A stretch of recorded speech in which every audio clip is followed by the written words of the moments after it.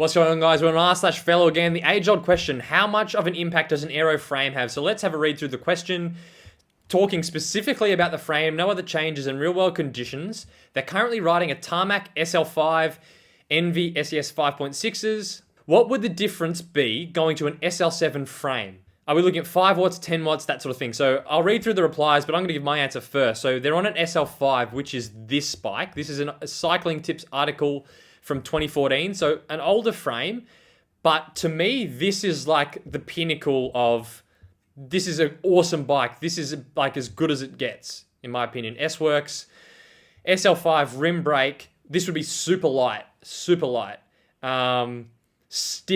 really stiff, it would handle really well, easy to work on, just an incredible frame. I would love to ride this, would be awesome.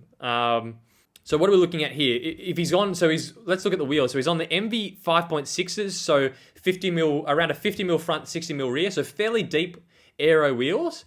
That is a quick bike. These are shallower wheels, so his wheels would be deeper than this, but that's a quick setup. Would he be faster on an SL7? I would say definitely not. You could look at, okay, well, just how many watts would I save? But you got to look at it holistically. If you move to an SL7, you're on disc brakes, so your bike's going to be way heavier. This thing, even with 50, 60 mils, would probably be 7 kilos, I'd say, with a set of 60 mil deep wheels. An SL7 with 60 mil deep wheels would probably be an extra, at least probably 500 grams heavier, I'd say. So you got to take into account weight. You can't just look at aerodynamics.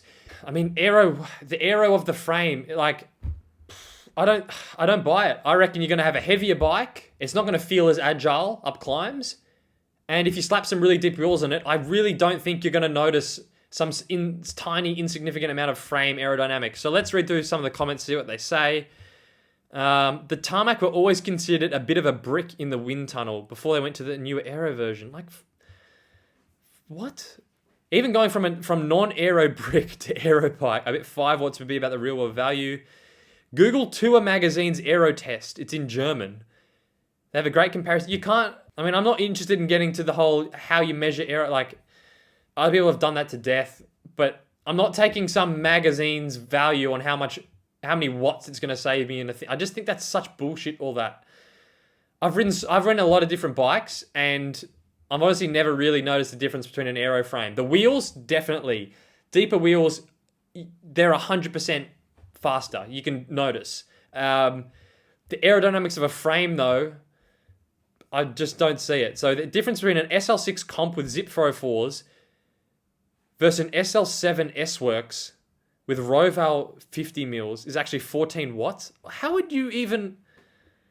An SL6 comp with zips. Source, Tour Magazine. Like, no. Like, these wattage things are so stupid. Like, there's another one down here.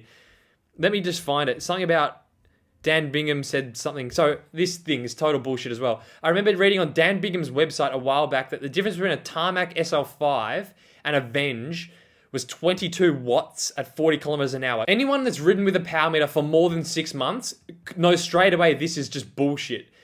You're not saving 22 watts going from an SL5 to a Venge. That is so retarded. I'm not even going to give it the time of day to even bother looking at this article, because it's just, you're not saving 22 watts going from an SL5 to a Venge. That is just total nonsense. This comment here I like, linking to some Weight Weenies forum. Explain like I'm 5. About half of the aero gains are from the wheels. I'm not sure about the exact numbers, but definitely aero wheels, you can notice a massive difference. It's indisputable, and everyone sort of knows that these days. Half is from the handlebars. I can see that. That's the thing that's actually facing the wind, so some aero bars could save you some watts, and a quarter is the frame. But the thing is, changing your handlebars, there's not really any downside to moving to aero handlebars. It's like, there's no downside. Wheels, deeper wheels, again, there's not really much downside to moving to deeper wheels aside from weight, but if you're on a flat road, you don't really care about the weight too much. And then, possibly crosswinds, handling issues in winds, but then you can just change your wheels out anyways. That's the thing, is like if you're running 80 mil deep wheels to go as fast as possible, if it's a windy day, you can just change the front to like a 40 mil. So easily solved there. But the frame, moving to an aero disc frame from a lightweight, good SL5 rim brake frame is there's a whole bunch of downsides there. So it's like, I'm going to move to an SL7. Oh, not even including the price difference. I'm going to move to an SL7 to save some tiny amount of watts of drag from my frame, and then I'm running a heavier disc brake bike. To me, makes no sense. I would just buy more wheels. Have more options in your wheel set. I'm basically doing the same as you. Found a good deal on a used S-Works SL5 and plan to throw some aero wheels and bars on it. Should be a great balance of light, stiff, aero, and comfortable. 100%.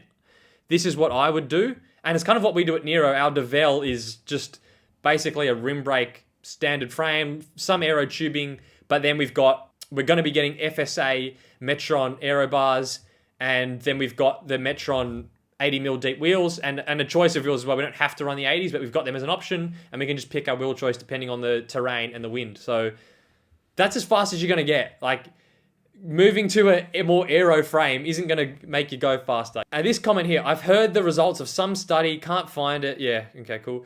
An aero frame is worth the same as the gains you get from an aero helmet or skin suit. And this is the other thing. Like, if you've ridden with a power meter, you know how much 22 watts is. It's a lot. It's a lot. So old mate Dan Bingham, oh cool, you can save 22. Now he knows what he's doing. So I'm not saying he doesn't know what he's talking about. He's got a good track record of working with fast teams. I'm not saying he doesn't know what he's talking about, but I don't know, this blog post or here where he's saying you save 22 watts going from an SL5 to Avenge is just total nonsense. Like, if you're saving 22 watts from a frame, then you go on a skin suit, save 20 watts, put on an aero helmet, you save 15 watts. Suddenly you're riding around at like 150 watts going 40k an hour, which no one's doing. So I hate that, you save this many watts. I think it's just total bullshit anyway. Everyone knows it. Let's have a read through anything else. This comment here, position, helmet, skin suit, frame, and wheels in that order. Nah, no way. I go position, helmet. Nah, I don't think helmet saves that much. Most of you, if you're in a road race, you're going to be in some sort of either regular helmet or aero road helmet.